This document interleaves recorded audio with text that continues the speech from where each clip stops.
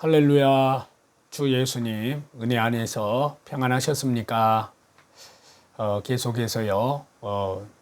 성경 말씀과 우리 대한민국의 상고사 연결해서 말씀을 드리고 있습니다.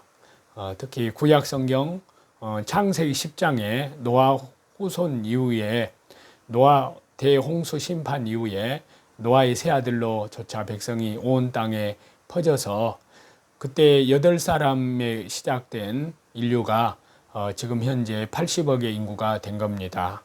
그러니까 온 세계는 바로 아담의 핏줄을 받은 한 족속인 것입니다. 그 가운데 우리 한민족의 직계 조상이 구약 창세기 10장에 그 뿌리를 두고 있는데요. 특히 역단의 후손과 환인, 환국, 환웅, 배달국 그리고 단군 조선과 연결을 해서 말씀을 드리고 있습니다. 그래서 구약성경 창세기 9장 26절에 또 이르되 셈의 하나님 여호와를 찬송하리로다. 또 창세기 10장 21절에는요. 셈은 에벨 온 자손의 조상이요. 그리고 또 창세기 10장 25절은요. 에벨은 두 아들을 낳고 하나의 이름을 벨렉이라고 하였으니. 그래서 이 창세기 10장의 역단 그리고 역단의 후손은 벨렉의 후손과 더불어서 하나님을 창조주 하나님 여호와 하나님 우리 주 예수 그리스도 성령 하나님 성삼위일체 하나님을 찬양하는 축복을 받은 셈의 적통이라고 하는 정통이라고 할 수 있는 에벨 온 자손 그 가운데 포함된다는 사실의 근거를 계속 말씀드리는 가운데요. 지난 시간에 단군 조선의 기원에 대한 그런 이해를 돕기 위해서 그 근거를 말씀드리고 있는데요. 거기에 이어서 이제 환웅 배달국과 단군 조선의 연결을 하는 가운데 환웅과 같이 단군이 제사장이자 바로 여호와 하나님, 창조주 하나님, 우리 주 예수 그리스도 성령 하나님을 섬기는 제사장이자 왕으로서 통치한 나라가 바로 단군 조선입니다. 과거의 환인 황국과 또 환웅 배달국은 왕이자 여호와 하나님을 섬기는 제사장으로서 나라를 통치하였습니다. 그들이 통치 이념으로 삼은 것은요, 천부경과 삼일신고, 참전 계경 등 일반 은총 아래에서 주어진 것이라고 해도 창조주 하나님, 여호와 하나님, 우리 주 예수 그리스도, 성령 하나님, 삼위일체 하나님 신앙적인 의미가 짙은 그러한 내용들이었다는 사실입니다. 단군도 마찬가지이고요. 단군도 왕이면서 여호와 하나님을 섬기는 제사장으로서 그러니까 일반 은총이죠. 일반 은총 가운데 제사장으로서 삼신신앙 이것이 성삼위일체 하나님 신앙입니다. 그리고 천신신앙 바로 여호와 하나님 창조주 성부 하나님의 신앙을 계승하였던 것입니다. 이를 통해서 환웅 배달국 환인 환국을 계승한 창조주 하나님 여호와 하나님의 신앙의 정통 국가의 출발을 알린 것이 바로 단군 조선인 것입니다. 그래서 그래서 이번에는 단군 신화와 단군 조선의 그 출발점 기원이라고 할 수 있는 그 부분을 좀 더 살펴볼까 합니다. 자, 단군 신화가 실려 있는 현존하는 자료로는요, 고려시대의 승려 중 이련이 지은 삼국유사와 이승휴의 재앙운기 그리고 조선 초기의 세종실록 지리지 그 다음에 골람의 응제사주가 가장 대표적이라고 할 수 있습니다.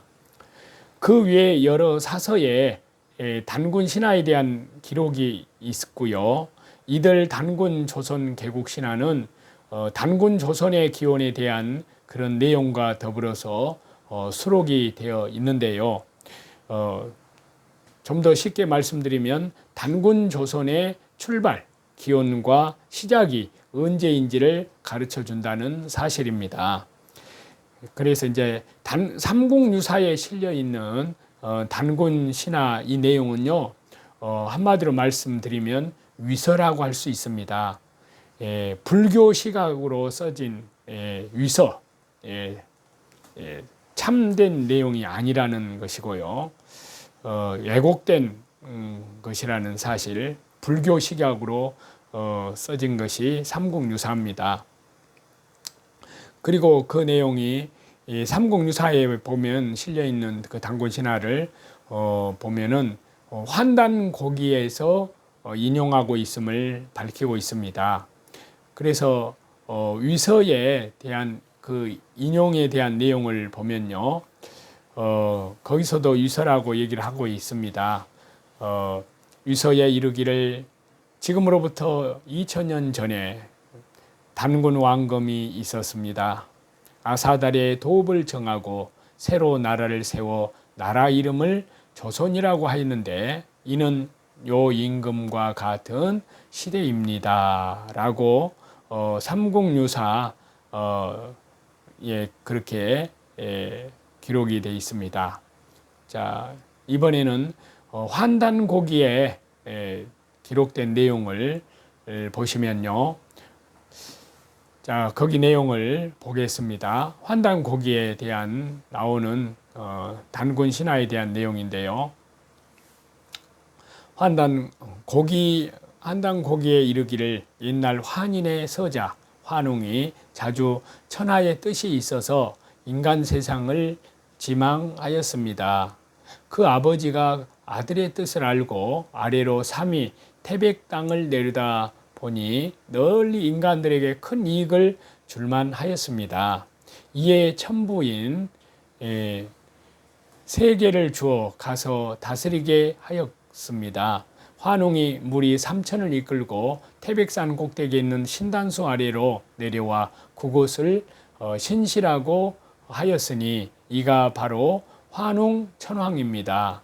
그는 풍백과 우사와 운사를 거느리고 곡식과 생명과 질병과 형벌과 선악을 주관하고 인간의 360여 가지 일을 주관하여 세상에 살면서 교화를 베풀었습니다.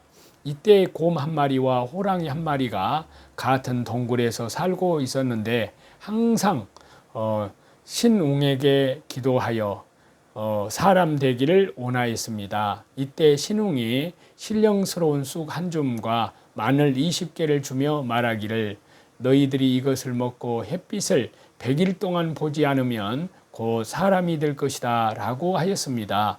곰과 호랑이는 이것을 얻어 먹고 21일 동안 삼가하니 곰은 여자의 몸으로 변했으나 호랑이는 능히 삼가지 못하여 사람이 되지 못하였습니다. 웅녀는 혼인해서 같이 살 사람이 없으므로 날마다 신단수 아래에서 아기 갖기를 빌었습니다. 환웅이 잠시 변하여 혼인하였더니 이내 잉태에서 아들을 낳았으니 이름을 단군 왕검이라고 하였습니다. 그는 요 임금이 즉위한 50년 경인년에 평양성에 도읍하고 비로소 조선이라고 일컬었습니다. 이렇게 고기 내용, 환단고기 내용에 대한 내용이었습니다. 이번에는 제왕운기에 실려 있는 단군 신화인데요. 거기에 이제 보면요. 본기에 이르기를 상제인 환인에게 서자인 웅이 있었습니다. 아버지가 일러 말하기를 내려가 삼위 태백에 이르러 널리 사람에게 도움을 주라고 하였습니다.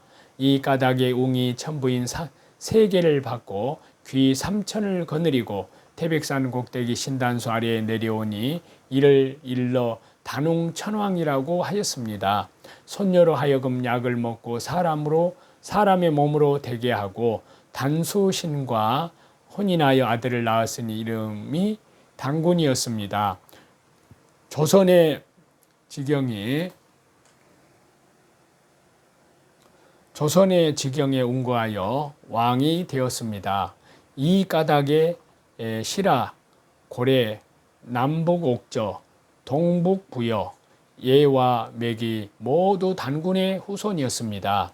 1038년을 다스리고 아사달 산에 들어가서 신이 되니 죽지 않기 때문입니다. 라고 제왕운기에 실려있는 단군 신화입니다. 자,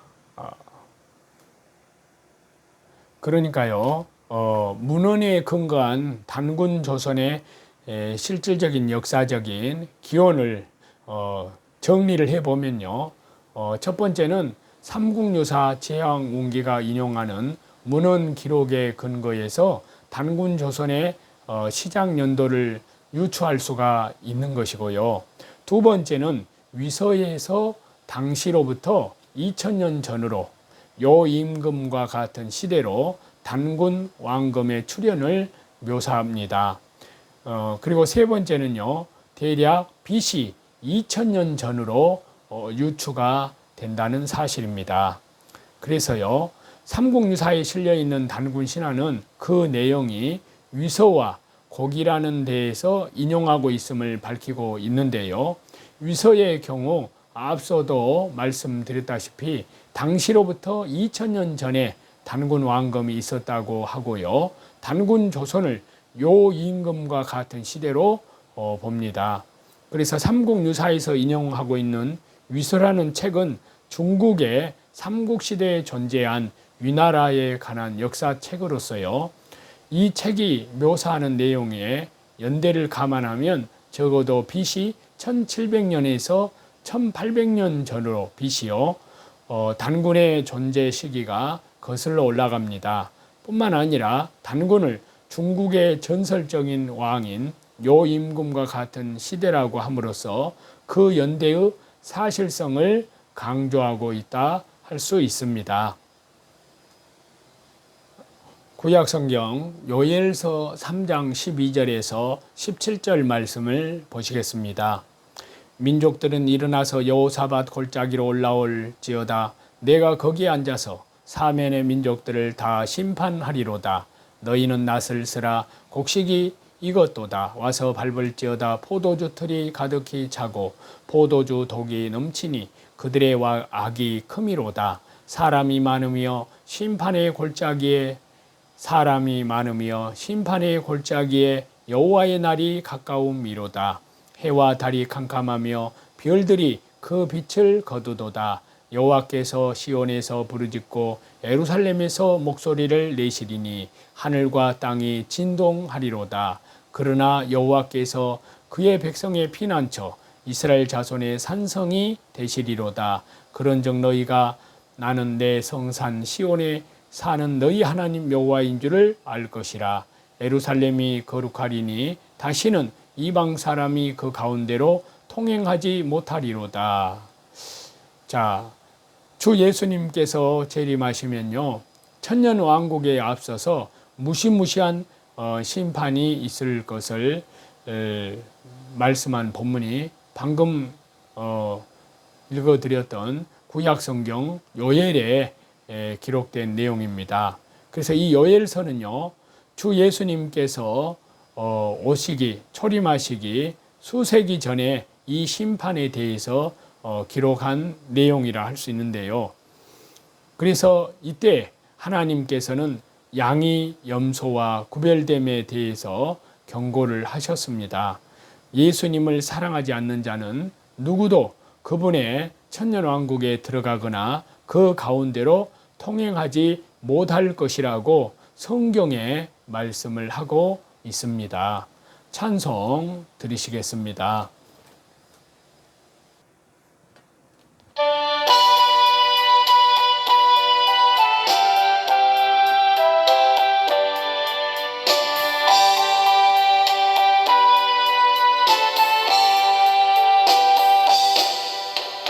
세상의 근심들 이리 많고 참 평안을 놀라우어 주 예수 부르시니 곧 평안이 시로다. 주의 뜻인 구원의 은혜로다. 참 기쁘고 즐겁구나. 그 은혜를 영원히 누리겠네. 곧 평안히 시리로다. 이 세상에 온고한 일이 많고 잠시는 날 없었구나. 주 예수님 말로 사오니 곧 평안히 시리로다. 주 예수님 구원의 은혜로다. 참 기쁘고 즐겁구나.